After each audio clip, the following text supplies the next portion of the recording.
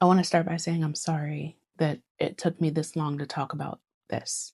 The Supreme Court gutted what was left of the Voting Rights Act on April 29th, and I have been quiet about it. Honestly, it's just because I've been in my head. Like, this one was a lot. I felt like my brain broke, so I know I needed to take a minute to process before I came and shared my thoughts, you know? So before anything else, thank you for being patient with me. So when people hear voter suppression, they think old history, right? But it wasn't. It was policy, wasn't it? Poll taxes, literacy tests, grandfather clauses, white only primaries, and violence behind all of it, to make sure that it worked.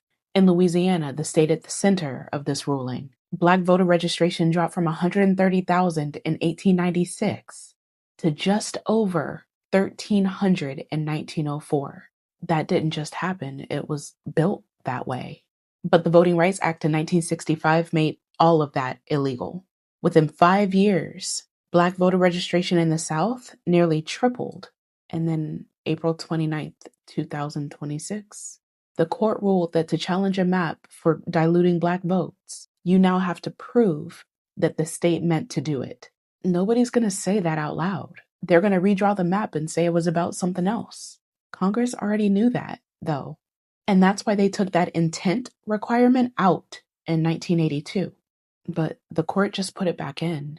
In 2013, the court got rid of federal oversight. Within 24 hours, states passed laws that had already been blocked. In 2021, they weakened ballot access protections. And now this. Same law, same direction, just piece by piece. Now, 6 days after the ruling, Louisiana's Republican governor suspended the state's congressional primary mid-election to let the legislature redraw the map.